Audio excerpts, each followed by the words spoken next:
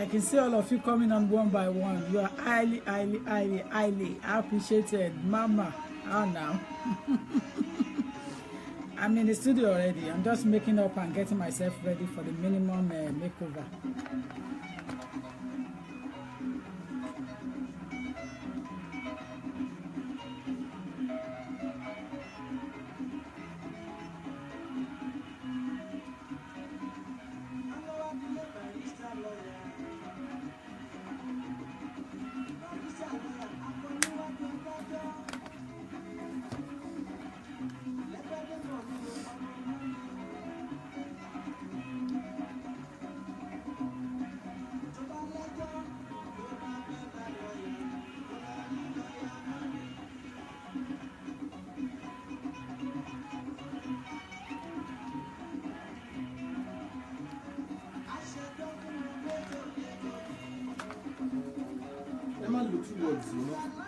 I'm online.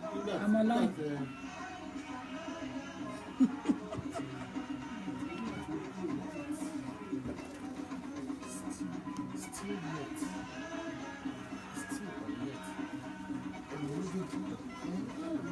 It's in the phrase of writing up.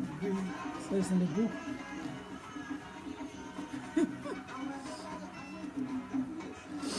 It's a live program right now. We're enjoying the music in the studio. I'd love to appreciate you for coming on one by one.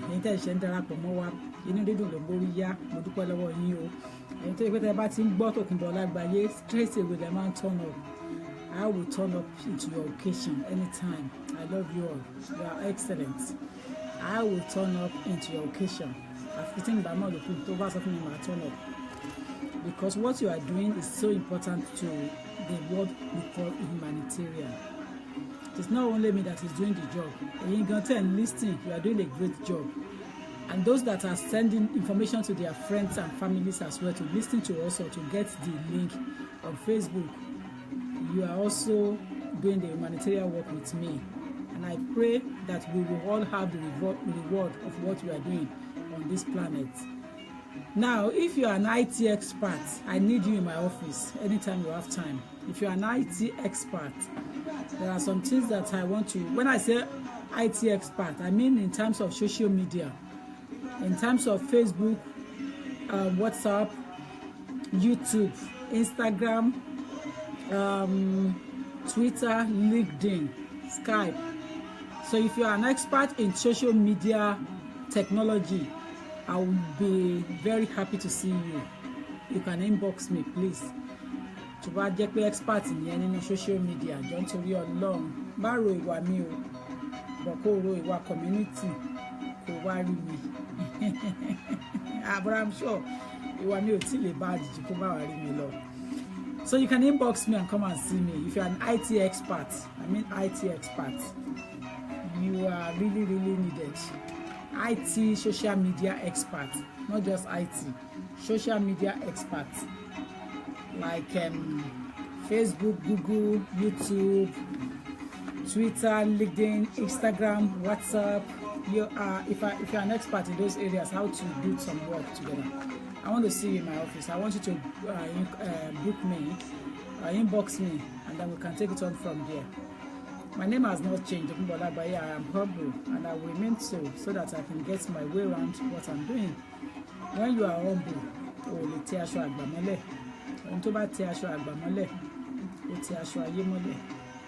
so I need your help anytime you have my time, please. Anytime you have my time, please inbox me. Please, I need you. I want you to come and assist. And professionally, not just come anyhow. I want you to come professionally to come and work on some of the social media things that we are working on. I want to see what you can do to work together. We are live in the United Kingdom right now. Advert is running, so we will crack on as soon as we can. We will crack on. But I thank you all for coming on one by one all the time. Let me move some of my premium people on it so that you can see my clothes. Most times people like to see what I'm wearing, but you know I'm not into fashion. But this is what I wore today in a simple manner. This is what I am wearing today. Now a lot of people always sometimes appreciate and want me to show it. This is it. This is it. Okay. So that's what I'm wearing today. In a simple way. That's for you to see. I'm sure this is what you call kaftan as well. I'm sure it is. Because I am not. Maybe a more broken. My own is my clients. You sew me clothes, they put it on me. I wear it as long as it suits me and it fits me on the day of the occasion. I just wear it. You know, so I want to appreciate you for coming on one by one. I want to applaud you for your support all the time. You are excellent. We want to crack on, but we are waiting for the advert to finish running. We are in the studio, Nigeria 101.1 FM. We are live right now in the United Kingdom. It's 10 past 2 in the United Kingdom. So it's a live program right now.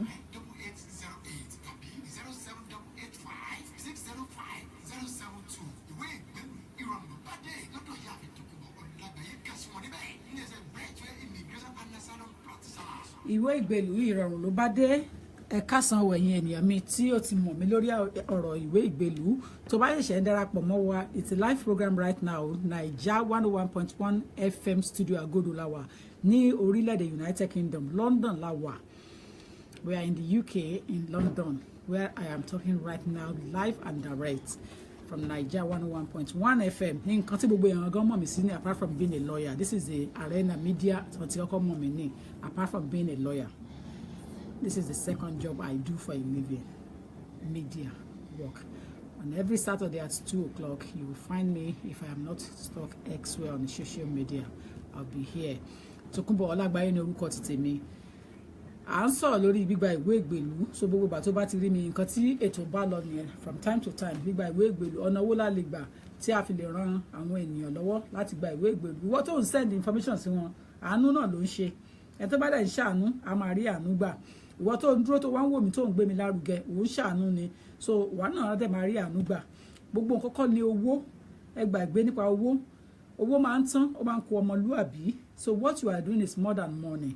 And what I am doing at the moment is more than money. Like I always said, people always laugh when I talk. But ọgbọ́n dẹ̀ máa ń mọ́gbọ́n wá. Tí mi bá dáwó gbá ní church, I am more than that with what I am doing. You know, tí mi bá dáwó gbá, ilé tí mo ń ṣe ojú bẹ́ẹ̀ lọ. Síbẹ̀síbẹ̀ mo gbọ́dọ̀ dáwó gbá mi. Nítorí ẹ̀jẹ̀ fún Ọlọ́run yàtọ̀ sí fún ènìyàn. So I want to recognize you as you are coming on, but I don't mention names like I said. But I know you, my Omoba. Thank you for coming on and joining me live here. Ciao.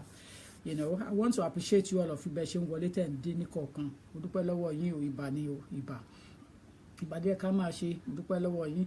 Nítorí ta ni èmi láìsí ẹ̀yin tí ẹ ń fún mi ní full support. Who am I without you guys? I am nobody. So I want to appreciate you. I want to say thank you for your support all the time. We are live in the studio and we are talking about how to regularize your status. If you are just joining us, please, like I always tell people, tí o bá lọ sí anybody's forum, ẹ má máa sọ pé ẹ sọ Yorùbá, ẹ sọ Gẹ̀ẹ́sì, ẹ sọ kìnìkan. Don't say it. It's very rude. I was watching some programs last week and I can hear some people saying, speak in English. Kí ló kàn ẹ́ bẹ́ẹ̀ tí o bá sọ English? You don't need to go to that forum if you know you cannot understand what she's saying in her language. She probably wants to address it in her language to make her feel happy. It doesn't mean that she cannot speak that English language. But please, so when you join a forum, respect our, let us try to respect each other. Do not say speak English. Because, for example, how to regularize status started in Yoruba format. It is later on that I start putting English into it to accommodate non-Yoruba speakers. But I started with Yoruba language just to encourage Yoruba in the diaspora because it's the largest tribe in Nigeria to the diaspora. You will agree with me. Yoruba is the largest tribe to the diaspora from Nigeria. So I purposely use Yoruba language so I can encourage them so that they can encourage their friends that some of us still know how to do the right thing in the right manner. That is why I started this program and I'm doing it in Yoruba. But then I realized that some of my clients that are so eager, in fact, they want me to say it in English. And that's why I try to mix it up. But I'll be mixing it up because mixing agony swagger ibe. Saying it alone in English is not format, so it won't be juicy. It will be juicy when you speak the Yoruba and you also speak English with it. Anyway, that is that for that side. Let's talk about immigration and nationality law. Gbogbo ẹ̀yin tẹ́ ti ń pè wọlé tẹ́ ráyè pé tí gbogbo number yín ti miss call sí. Ẹ gbéṣẹ́ yín wá, má kàn wá sọ pé òun gba free advice lórí line. You on your own. If you take my advice on online and you don't come to me for proper specific advice, you are on your own. Ẹni tó mọ̀rọ̀ náà, ẹni tó mọ̀nà náà jẹ́ kó tọ́. So don't say you have listened to me on the radio or on the social media and you will not come, because I realize that the numbers of people that listen is greater. But ẹ̀yin tẹ́ kàn wá tẹ́ ń béèrè tẹ́ wá fún àwọn tó ń consultation ò tó nǹkankan. So ẹ má tanra yín rárá, ẹ má tanra yín. There is no way you can get it done pẹ̀lú nǹkan tó ń gbọ́ lórí line. Má ṣe mistake o. Tàbí tí ọ̀rẹ́ ẹ ń sọ fún ẹ what your friend is telling you, it is not accurate. I said, go and listen to that clips, because some people have come to me and said that Emma shot in content solo clips because we want to want to get gbogbo information tán. So really, me náà she wá fẹ́ máa bá yín fi ṣeré nísìn, so that the clips will not be full anymore. Because if you don't take advice and put in an application and you refuse, you're on your own. It's nothing to do with me. We are in the studio right now on 07496 936 So if you want to call, you can call in now and answer and ask me questions to do with your immigration problem now, or on the office team mobile 07908 628240 07908 628240. We are live right now in the studio, Niger 101.1 FM. Remember, there is a swagger says I see like Bamodasi. Call in now and ask questions that is bothering your mind. This is an arena for you to get exactly what you want to get in terms of, immigration and nationality law. I spoke about the issue of those who can be entitled to registration or naturalization as of right. In fact, even me that have been practicing wine and dining this, I can tell you that it's a complex area of law. So when your friend is telling you that you can go and get form and fill it and do it, most often people want to refuse it. Somebody refuse it, you can get yourself into 10 years ban. That's not anything. You have to wait for 10 years. What to buy indefinite leave so what? But why might be for 10 years? The disadvantage of not holding British passport, let me tell you now, if you're a UK resident and you don't have British passport, especially those old geezers that's out there, and are saying that I have got my indefinite leave to remain for 25 years. I don't need British passport. Believe me, you will need British passport one day and you will not be able to get it anymore. The reason why I said this is that if you travel, for example, typical example at the moment, if you travel to Syria with your Nigerian passport and your indefinite leave to remain stamped inside it, you were given a visa from Syria embassy here. You then have the opportunity to fly out of United Kingdom to go and visit or to go and see things there. If war broke out, which is what is happening at the moment, and there is a problem hugely, there is no way the UK government will evacuate you. Even if you have been living in the UK for 100 years, the fact that you carry Nigerian passport, it will be the Nigerian government responsibility to evacuate you. And you don't have a house in Nigeria, you don't even know the route to Nigeria anymore, and you've been living in the UK for years, but your what will I say? Ego. Thank you. Your ego is telling you to keep the Nigerian passport and forget about British passport. You are not going to be evacuated, though. So that is the difference. So if you are not holding British passport and you travel to a country where war broke out, you are on your own. The UK government is not holding you a duty of care to fly you back into the United Kingdom, even though, despite the fact that your house, your wife, your children, your life, your everything is in the UK, you are on your own. So it is vitally important that you take advice as to whether you are now qualified to apply to naturalize. You don't apply for British passport. You apply to become a citizen of the United Kingdom. Before you can then apply for British passport when you are successful.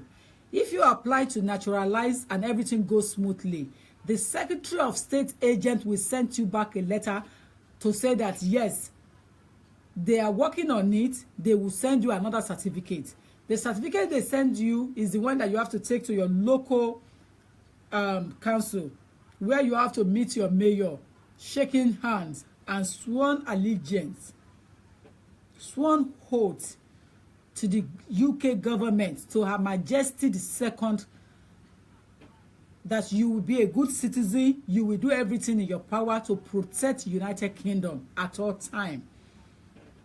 So if you're sworn allegiance and you breach that allegiance, you're going to blame yourself if you are locked up and your passport is revoked, because remember, you have sworn allegiance. So you have to understand the difference. But those who were born here automatically don't sworn anything, because it is their country, so we don't sworn. There's nothing to swear. So that's the difference. The kids that are born in the UK, as I am saying, a lot of people are asking questions.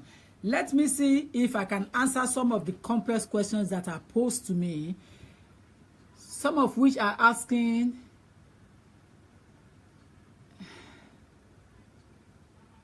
there is one very important question that a lady asked me, that she's got her British passport through her father, but the question I asked her back, I don't think she has given it back to me, or maybe she has replied back and it has gone down to the bottom again. There's so many questions there, you know. If your father is born in the United Kingdom, my brother Dao told me a question to Berry, but could he clarify whether her father was born in the UK? But I will give two scenarios that she can work on if she's not online now. If your father was born in the United Kingdom, and he will be automatically a citizen of the UK. So your father will have right to register you, to get you your British passport, my lady. So if you have your British passport and your child was born in Nigeria, le pass the entitlement and someone here. Oh, are complicated. If you have British passport through your dad and your child was born in Nigeria while you were in Nigeria, oh, le pass e ben yen o. Torí wọ́n náà gbà lọ́wọ́ èèyàn kan ni. Now, the law they gave to the South Africans and Zimbabwe and others is what we call ancestry visa. Because you are automatically British through your father, your child will have to register, will have to apply for ancestry visa to come into the United Kingdom, not right of abode. He would then need to live on that ancestry for 5 years before he can apply for indefinite leave to remain.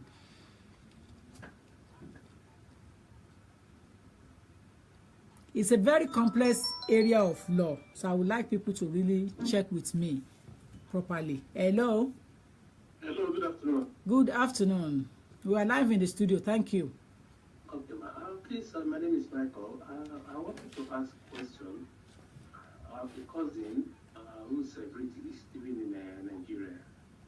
They have got 2 kids, but the wife hasn't got any paper. So he wanted to apply for the wife from Nigeria. So how can he go about that?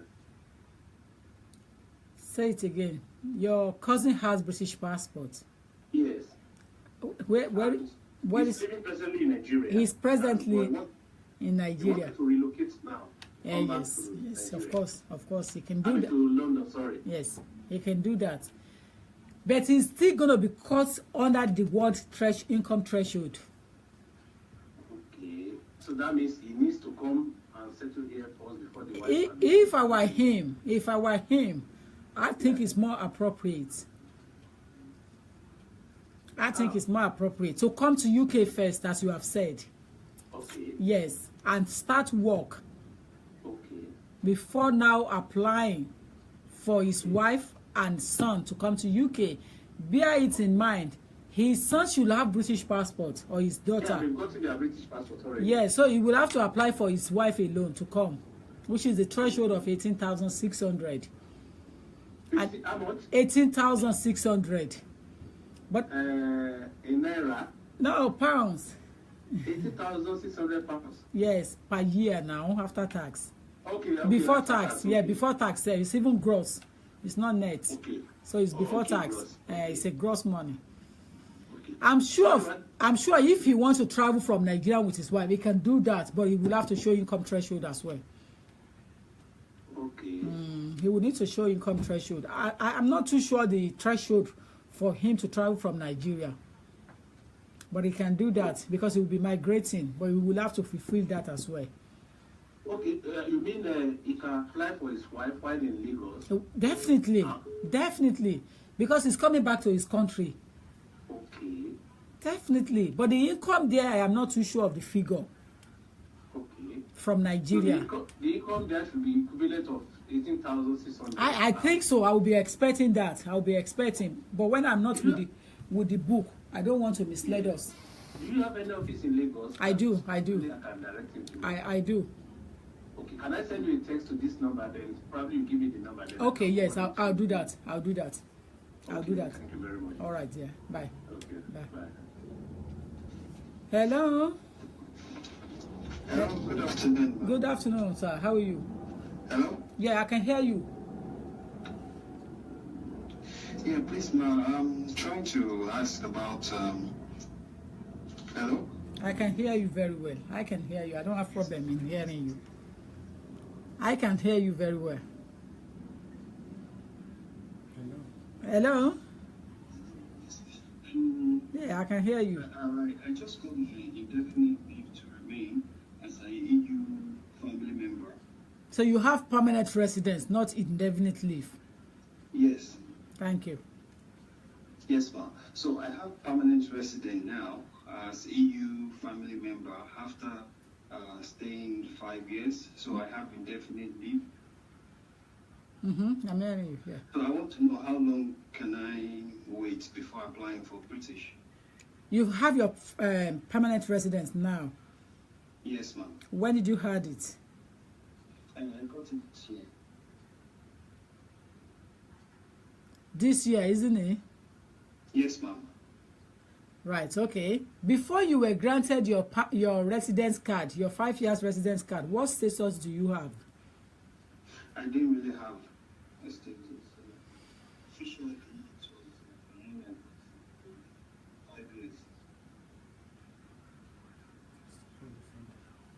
Are you talking to someone or are you talking to me in the studio? No, I'm talking to you, ma'am. Oh, okay.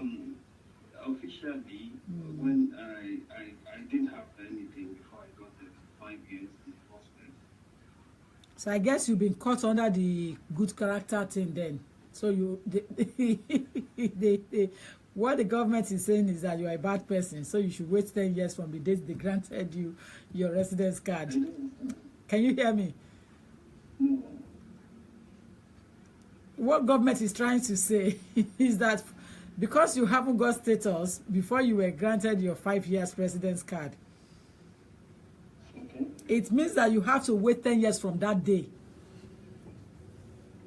Oh, okay, ma'am. Do you see do you get the logic? Yes, yes. Because they caught you under good character. Oh, okay, ma'am. You've been caught under good character. Assuming you have status before you apply for your residence card, then that's fine. I would have advised that you should apply straight away now. But if you apply straight away, you're going to lose your money and you'll probably be banned. Because you will not be able to answer the question underneath that says 10 years. So I have to wait. To show employment of 10 years, yes. Because they will ask you questions. Not what? Not 7 years. I didn't read it from anywhere that says 7 years. Though. Where do you see 7 years? If you have it, if you... The letter that comes with it. Yeah.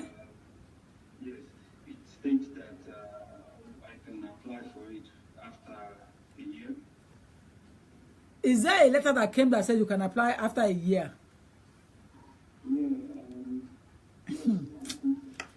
Yeah. Then you can follow that letter on. Yeah, but you are gambling, so you have to be careful. Okay. But while I was having my 5 years, I had points on my license. I wouldn't affect, even though it's going to go off my license this year. I would advise that you disclose when you are filling your form. Sorry, ma'am? I would advise that you disclose it when you are filling your form. Yes, I will disclose it. Yeah, once you disclose it, I don't think you can be penalized for that. All right. Thank you so much. May God continue to bless you. Amen, my dear. Amen. Thank you. Thank you. Bye. We're live in the studio, Nigeria 101.1 FM, rather. My name is Tokunbo Lagbaye. Emejo Kinjasha. What about to gbórúkọ mi tẹ́lẹ̀? Wàá máa gbọ́ omi, wàá máa ṣe mọ́ra. Tó bá gbórúkọ mi, wàá máa ṣe omi. Ọmọ ẹ̀kan náà ni. Ẹ̀yin tẹ́ wà lórí line bẹ́ẹ̀ yẹn. Isn't it? Even if you marry to the EA person, paper tán fún yín yẹn show help yín. Ẹ̀yin tẹ́ ti gba British passport. Tán sọ fún yín pé ẹ lè apply a year later. If we have any of you that's got that same paper, tí máa yẹn sọ pé òun get yẹn. Tó ní wọ́n ní kó wọ́n apply a year later. Tó dẹ̀ ti apply, tó dẹ̀ ti gba British passport. Can you just show us some sign that yes, o ti gba paper yẹn, o gba paper yẹn, o dey apply, but I won't believe you anyway. Tó dẹ̀ lè lọ mislead ẹni ẹlẹ́ni. So I will check the rules for him again properly. I won't believe that. I'll still check the rules properly, but I know that he's under good character now. So ẹni tó bá ti overstay kó tó gba residence card, bad person ni to them. Because it has now come under good character, so you are now bad person. That's what they're saying. But I didn't see you as a bad person anyway. We're talking about what to do and how to go about it with how to regularize status in the UK. So if you're a British person by birth, don't get me wrong. If you're a British person by birth and you gave birth to your child in Nigeria, you know that that child is automatic British. I can't fill the form for me.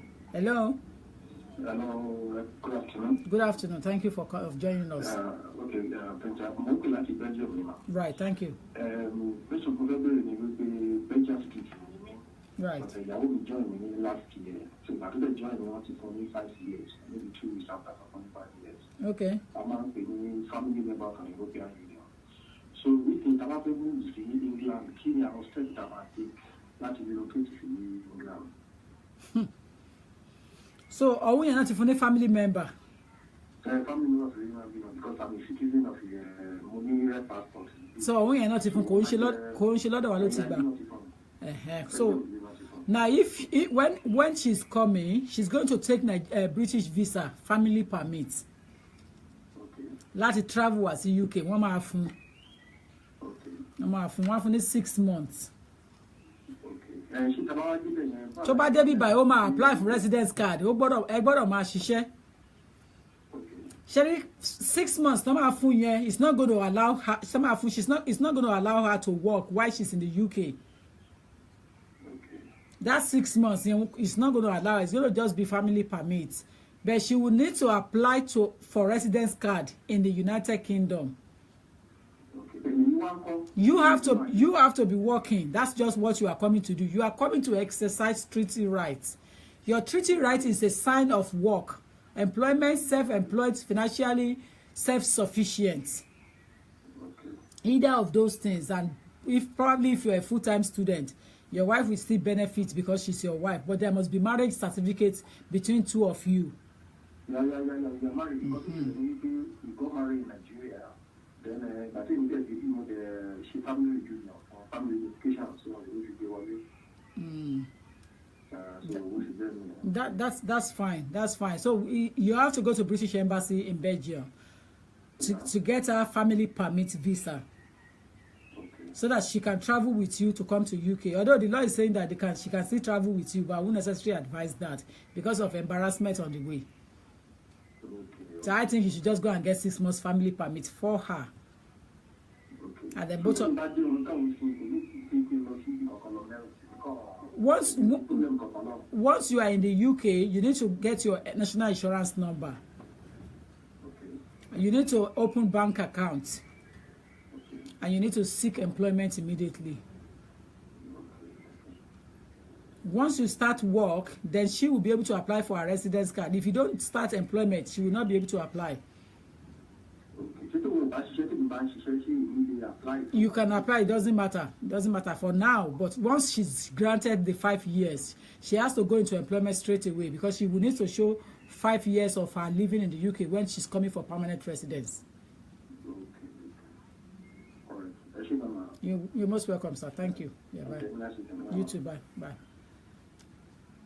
We're still in the studio, Naija 101.1 FM, Mejo Kinjasha. My name is Tokunbo Olagbaye. If you have anything bothering your mind with immigration nationality law, I am here to answer your question. It's all about putting it down on the table and puzzle it and put the puzzle together to become something for us to talk about. That's all. So the issue of British immigration and nationality law, it's more a very complex area of law. So I want you to focus when I'm telling you this and this and that. I don't want you to miss your way. Because once you miss it, it can cost you 10 years. Hello?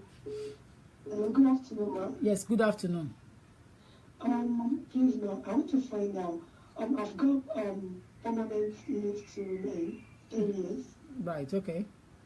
I want to find out that I'm applying for a British passport for my son. Please. You have a child that has clocked 10 years. No, I have got permanent leave to remain. You got permanent residence? Yes, please. Yeah, okay. And I've got a son. Can I apply for my son, please? How old is your son? 7-year-old and 4-year-old. You will have to answer the question where the father is. Sorry? You will have to answer question where the father is. We've got the same thing. He's got permanent residence. Yes. But you need to apply for British passport first. Okay, then. Yeah. Oh, thank you. All right, dear. We're still in the studio, Naija 101.1 FM. Tokunbo Olagbaye is my name. Mejo Kinjasha. If there is anything bothering your mind with regards to the issue of Wigba Igbelu, I am here to answer your queries. I'm here to resolve the problem for you, pending the time I will be off from studio. I just mainly want to deal with questions. That's what I want to deal with.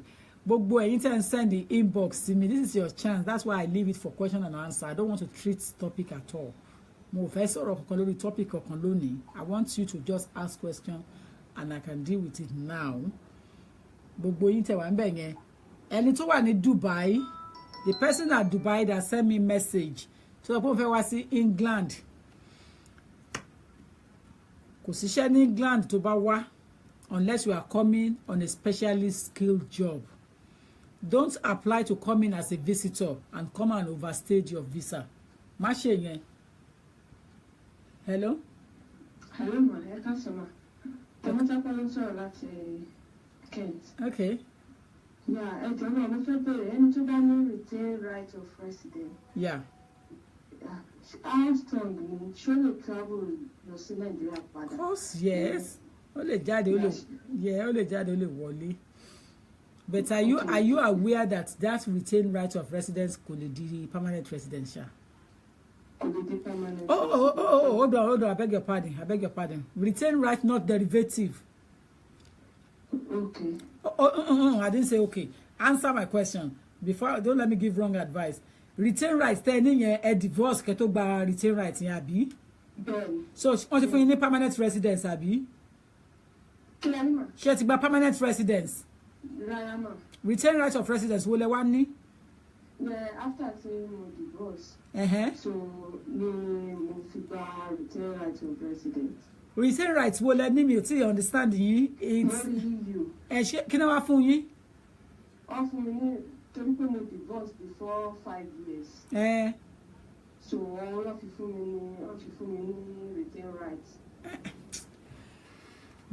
Did you apply to the Home Office? Yes. Nígbà tẹ́ ti divorce tán ni o. Bẹ́ẹ̀ni. Kí náà wá grant yín? Òun náà fi grant ní retain right. Ṣé 5 years náà fún yín? Bẹ́ẹ̀ni. Wọ́n wá kọ síbẹ̀ wọ́n ní retain right of residence.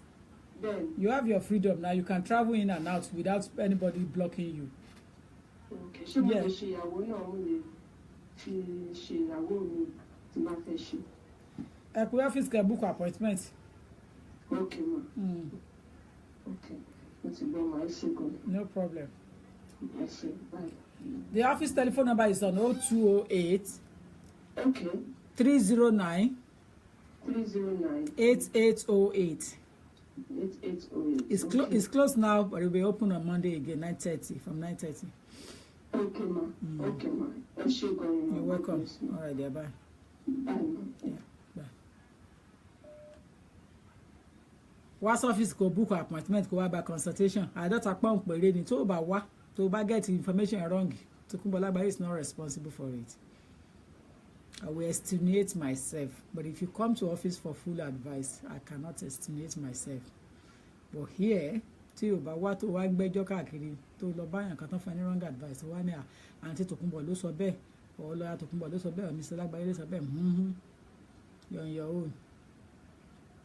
It's all about how to regularize your status in the United Kingdom. I will leave studio. People are quiet now. Èmi ò kò tó oorun tó wà ń ta yẹn tá aṣọ ọgbẹ́ mi fẹ́ kúrò bí báyìí torí yín mo ṣe wá. So if you want to ask questions now, gbogbo ẹ̀yin tẹ́ that question bò mí almost over 150 questions ló wà ní inbox o. Wọn ò ní béèrè nísẹ̀yìn, and I told you this is the chance to ask those questions now. Hello. Hello, ma. Yeah, ẹ káàsán. Ẹ káàsán ma. Ẹ jọ̀ọ́ mo ní question ni ma. Go on quickly. Hello? Yeah, go on. Question mi ni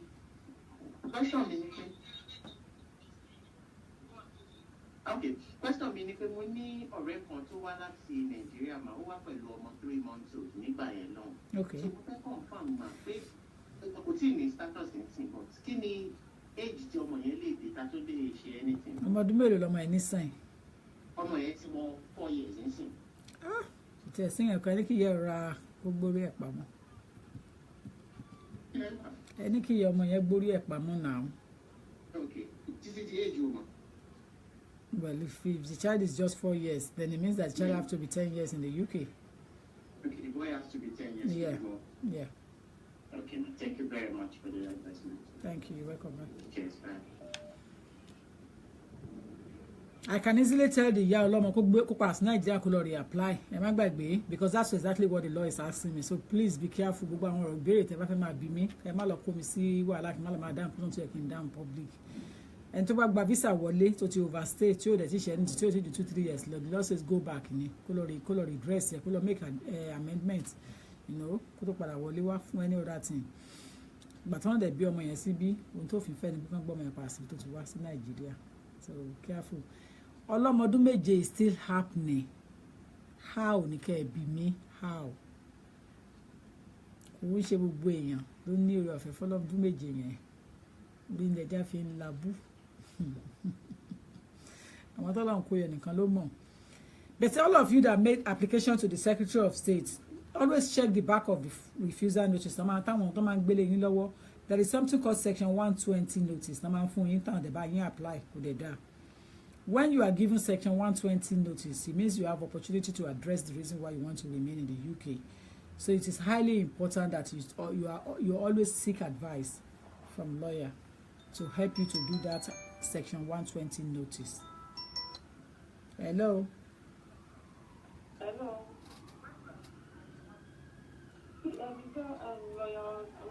Benny, lower your radio, my dear, please.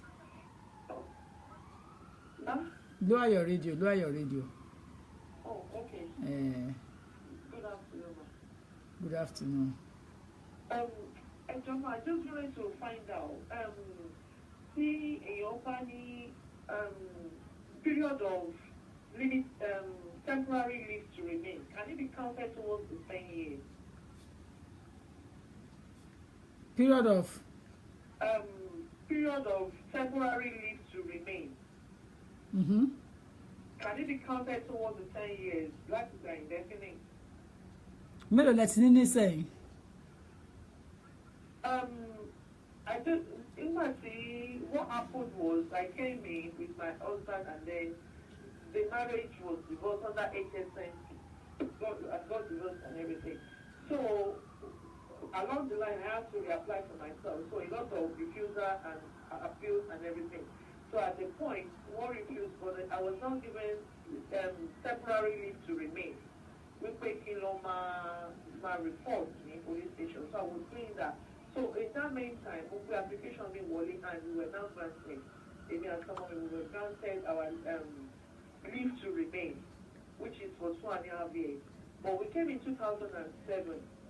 So by this year, August, Oyeka is 10 years. Lawfully. Lawful state. Yes. So 2007 continuously You have not been out of But status. In 2015, one for any temporary leave to remain. But after one for any leave to remain. So when is the best time for us to put in for our indefinite leave? I can't give advice. I can't give advice. Can you come to office, please, when you have time? Okay. Please, don't let me give wrong advice. When you are coming, come with your passport. Calculate the king go to one bed. Because temporary leave, so issue from IS-96, and you have been given temporary. Conscious status. Okay. So I don't know whether that's what you are counting as part of status. Okay. It's not stamped. No. IS-96 is not stamped. Okay. Thank you, ma'am. Thank you. Emma Jeka mix the IS-96 to let me know but you have been given temporary leave to stay in the UK. Don't mix it with grant of status. Hello? Hello, ma. Yeah, hello there.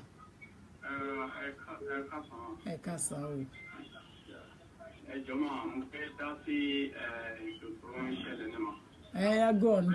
We are talking about how to regularize status. Ma? We're talking about immigration matter, how to regularize status. So you can ask questions if you want to. Yeah, that's what I want. I actually just want to find out about my sister. About what? About my sister. Okay, go on, please. Okay, what actually happened is that so she had a baby father, then she gave birth that baby father, then the baby father applied for the passport for the baby. Mm-hmm. Right. Then when she applied for the passport for the baby, then she didn't give my sister the passport. But my sister, he actually gave my sister that passport. Then my sister took the picture of that passport on her phone. Then the guy later collected the passport back from her. So then the boy is like 2 years plus now. And the guy has, and we use the photocopy, the photo page that my sister took. We use it to apply for stay. They eventually gave it to her. They gave her the 2 years on the little boy, on the baby. Mm-hmm. But the guy didn't release the passport for my sister, so he sees the passport with him. But I just want to find out, is there any issue that will affect my sister in that case, maybe in future, or she doesn't need to worry about passport, but the baby is living with my sister. And that's the guy is a biological father. Yes. On renewal, she's going to encounter headache with the passport. Without the passport, she will encounter some problem. But initially, when she applied for this as well, she didn't use the passport. She used the photocopy. She took the picture of the passport. she used the photocopy to apply, and they gave it to her. They're gonna ask her for the original passport this time around. If she has DNA, let me tell you one thing. If she's got DNA of the father and the child in place, and she has photo, you mean my sister? Yes. The DNA is not. The baby is living with her, so she can easily go and do the DNA. Yeah, but it has to be the father and the son and the child, not her. Okay. Yeah. She didn't have the DNA. Exactly. Well, I think the guy has done the DNA when she gave birth. Okay. The guy went and do the DNA without my sister go with her though. But what about the baby? How did they take the baby with him? Yeah, I think he took the swab. The guy took the swab and go and do it. So if your sister can get copy of the DNA, she will be okay. Copy of the DNA, copy of the baby's passport, full British birth certificate. Your sister will be okay. But the guy refused to leave the passport with my sister. So can she cause any problem to collect the passport from him, or there's nothing she can do? I don't want anything to be anything to do with violence, you know. So I won't necessarily want to encourage further than just to send somebody to him to plead to him. They talked to him, so he didn't release the passport. So he still kept onto the passport. Are they man and wife? No, they're not married. They're not married. They just had babies with each other. That's a difficult area there. They just had babies. But maybe luckily, so they give her that 2.5 years, the one that they usually give. They asked for the passport. They asked her to put the passport, but we told her that the baby father didn't release the passport. We told them that the baby father didn't release the passport, so we seized the passport. Or we had the photocopy to them. We gave them the photocopy, and they gave her the one that she got now. Okay. Well, the only solution is to get someone to speak to him. You know. Well, what do you think we can do if he refused to release the passport? It's gonna be difficult. She can make her application and narrate stories and say, listen, she's having problem with the baby's father. He will tell the DNA and the British passport of the baby. So if they want to, if she knows where the DNA has been done, then she can ask for a copy of the DNA with reference number. That will sort her out. Copy of that baby's passport will sort her out with DNA, but without DNA, she can't go far anymore. Yeah, so can I move on? Can I move on, please? Okay, ma'am. Thank you. Yeah. Hello? Hello? Hello? Yeah, hi there. Please, if we are asking questions, let us be so brief so that we will not be selfish. Others can benefit as well. Don't let us hold it online. There's no room to hold me online. It's not you, my dear. It's just a coincidence talk. I'm just saying to the public. Okay, ma'am. Yeah, please go on. Go ahead. Good afternoon, ma'am. Good afternoon, dear. I just want to ask a question. I submitted my leave to remain September last year, but since now I've not, I didn't get anything from them. But when my work permit, my continuous work expired in April, my employer had to speak to them, so they said I can continue working. They give me the pass. But my question is that my friend's daughter, she's 10, she's 11, so I've just made an application for her to be registered as a British citizen, and she's going to do the biometric. I just want to ask, is it going to be a problem? If what? That I applied for my daughter as well, as my application is still with them. You apply for your daughter's British passport? Yes, for her registration because she's 11. No, it's fine as long as you have all the documents to give to them. Okay. Yeah, so you should be okay. Okay, ma'am. Yeah. Okay. All right, there. Bye. In fact, that will assist you to speed up your application. If you can get the registration out quickly, that will speed up your application with the Home Office. Hello. Hello, ma. Yes, sir. Quick. Go on quickly. Yeah, regarding EU membership from the UK, since the Article 50 have been triggered, the EU members only resident permit immediately invite the family member from Nigeria to UK. As long as you are working, okay, you can do that. Then to tell you what is visa fee. Visa fee. Kí ló tẹ̀ ń ṣe ìtẹ́ wá láti Europe gbogbo nǹkan lẹ fẹ́ gbà tán lọ́wọ́ wa ni. Kí ló tẹ̀ ń ṣe yín? Kí ló tẹ̀ ń ṣe yín? Kí lẹ̀ ń contribute? Kí ló tẹ̀ dé gan náà? Gbogbo everything. You want to take everything. You are looking for free application, free family member movement. Kí ló dé? Torí yín gan.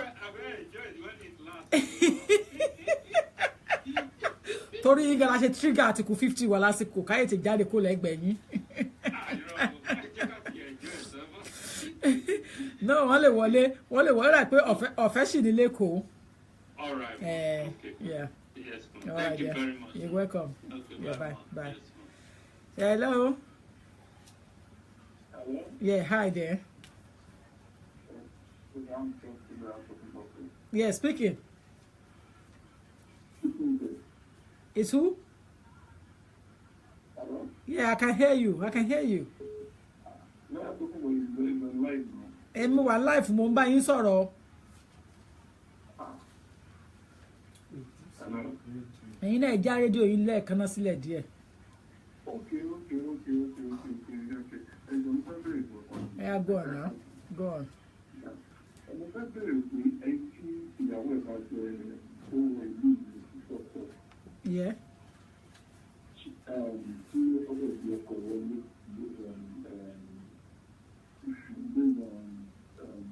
spouse visa. How long when you travel? Ṣé wọ́n ní travel rárá àwọn olè kúrò ní ìlú? Ó gbé ọkọ ẹ̀ wọlé on spouse visa. Wọ́n lè travel now, wọ́n gba visa ìlú tó máa ń lọ. Wọ́n lè pé Nigeria náà fẹ́ lọ, they can travel back to Nigeria, but that husband must not stay long. How many days now they need that? Ó lè lò 2 weeks, 3 weeks. Tó bá fẹ́ ṣe dáa, but the maximum in 1 year is 90 days in 1 year. But fún ẹni tó fẹ́ lọ gba, for somebody who is going back to apply for another limited leave, I would not advise to stay 30 days in Nigeria or elsewhere, because the whole idea is that he said to them that he wants to come and join a British person. So he's coming to settle in the UK. That's what he came for. So if he starts going out and 30 months today, 30 days today, 30 days next 3 months, something can happen. Okay, someone say apply for more call because someone show in Nigeria. Someone apply for more. How old is he? 2 years. And the mom has British passport. No, for the British passport. What is? Kí ló ní? Apply for ID to Nigeria. The same visa. I know if my gbọ́mọ yẹn wọlé ló máa apply for me as a dependent. So dependent ọkọ ẹ̀ ní náà nìyẹn gbà ọkọ ẹ̀ ní spouse visa. Ọkọ ẹ̀ ní dependent ni. Yeah, sorry, dependent. Àwọn èèyàn ń gbọ́. We can't afford to mislead public. The husband has highly skilled dependent visa as well. So the husband carry the same visa that the wife is carrying. So he cannot even afford to stay outside. If I stay outside, he's going to be losing out. So they might not grant him his extension when he comes back. Because I've seen a lot of scenarios similar to that. I don't think so, other than going on holiday 2 weeks and return back to UK. So if you go as a dependent, when is the time for him to renew? He might be encountering some headache. He might come across some problems. Yeah. I thought it was spouse visa. Spouse visa is different from a highly skilled dependent. Spouse dependent. No, it's different. It's very okay. I appreciate the same thing. Yeah. Thank you. Hello. Hello. Hello. Try ẹ̀yin rédíò yín sílẹ̀ díẹ̀. Do we have someone online now? Hello. Hello. Thank you. Hello, ẹ káàsán. Ẹ káàsán. Ẹ ṣe kan wà. Ẹ jọ mo fẹ́ béèrè pẹ́yọ̀ kan ni. Hello ma. Yeah, go on. Mo fẹ́ béèrè pẹ́yọ̀ kan ni wa. Okay, go on, go on. Àwọn tí wọ́n fún ní ọdún méjì àbọ̀ ṣé dandan ni kó pé 10 years fún routine wọn. Agbára Ọlọ́run. Tó bá gbà under 10 years route, it has to be 10 years. If it's obtained under 5 years route, it will be 5 years, which means 2.5 years, 2.5 years twice. Tó bá gba 2.5 years lẹ́ẹ̀mejì, so máa change àbí ò ní change? Kò change anything, wọ́n continue pẹ̀lú 10 years ẹ̀ ni. Tó bá yẹ pé 10 years ló wà, ó máa continue pẹ̀lú 10 years ẹ̀ ni. Tó bá wà ní 5 years, after the second 2.5 years, then he will apply for indefinite leave to remain. Okay. Could there see any problem for that 10 years? Tí o bá ní if there's no criminal conviction, there's no problem. If there's no fraud, if there's nothing dodgy, he'll be all right. Hello? Okay. Hello, mo gbọ́ yín mà. Ṣé wà? No problem. Ẹ ṣé gan. Yeah, bye. Kí dùn kó pọ̀ ṣókí ni olóyìnbó pé ọbẹ̀ oge. Now, before I go, Can I use this medium again to appreciate you and to remind you that I will be at Manchester Carib Organization at Pakistan Community Center on the 24th of June. 24th of June this month. That is where I'm going to be. Carib family invited me at Pakistan Community in Manchester. On top of my head, I think it's 601 something community, but it's on my wall. You can see the address there. So I will be delivering a loud seminar on that day on immigration matter. There are so many things you don't know about immigration that you will hear that day. And I want to talk about the effects violence have on children in the marriage. So I want to dissuade people from carrying it on as a normal routine thing. I want to talk about what we can do to have peace, love among ourselves, regardless of our religion in the community. I think that is important. Religion cannot separate us if we have real love. Religion does not separate if there is real love. So I'll be talking about many things on that day. But I'm loud gone. So Manchester, I will see you on the day. Inshallah. Lágbára Ọlọ́run á pàdé ní ọjọ́ náà. Etí tẹ́ fi ń gbọ́ mi ò ní di, ojú tẹ́ fi ń wò mí ò ní fọ́. Èmi ni ọmọ yín Tòkunbọ̀ Lágbàyé, mo fi tọ̀wọ̀tọ̀wọ̀ pẹ̀lú ìtẹríba, mo fi dúpẹ́ lọ́wọ́ gbogbo yín. Ẹ ṣeun, màmá rí yín bá. Office number mi ni 0208 309 8808 0208 309 8808. Ẹni tó mọ̀nà là ń jẹ́ kó tọ̀ gbéṣẹ́ wá bá mi ni. Èmi mo fún ẹ ní advice, èmi ni kó gbéṣẹ́ wá bá, kó wá là mọ́ mi láyà padà pé give me the full consultation. I want to know about this. Guide me and direct me. Then I'll be able to tell you the do's and don'ts of what you are seeking. Ẹni tó mọ̀nà ni wọ́n jẹ́ kó tọ̀. If you take advice online and you take it to another person, wọ́n mess it up ni because wọ́n mọ̀ nǹkan tó wà nídìí nǹkan tí mo fún ẹ ní advice lè lórí. So má ṣe mistake. Until then, I'll see you again. Meet me whether on WhatsApp, whether on Facebook, or whether back here, Nigeria 101.1 FM. But we will meet back again in peace, not in pieces. Lágbára Ọlọ́run, in the name of God, Inshallah. Bye for now.